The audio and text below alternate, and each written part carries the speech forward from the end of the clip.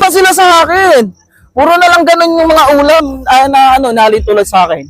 Hanap ulit tayo ng iba pa. Ayun, nakita ko sa ate. Ate.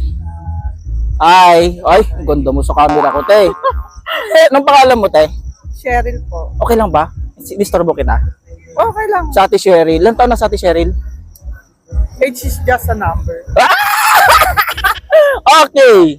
Pwede magtanong. Ate, may boyfriend ka ngayon? Wala. Wala. Pero may ex ka? Meron. Wow. Kung ulam yung ex mo, anong klaseng ulam siya? Anong mayahalin tulad mong ulam sa ex mo? Para siyang alam mo yung chorizo na maliit? Parang lagunisang maliliit. Bakit? Kasi puro balat siya eh.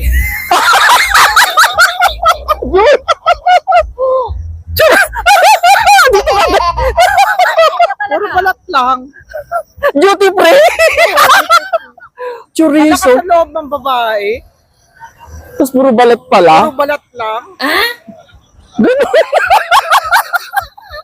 Yung ex daw ni ate, paano ulit? Cheryl, inalintulad niya yung ex-boyfriend niya sa isang chorizo kasi puro balat daw. Grabe. Uy! Sige. Ito kasimba ko lang eh. Wala niya. Okay, pangalawang tanong. Ako naman.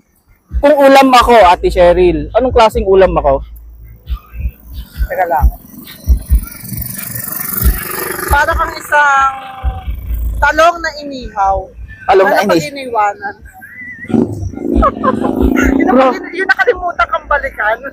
Sunog yun? Ano? Ganun pa rin? Oh, biglang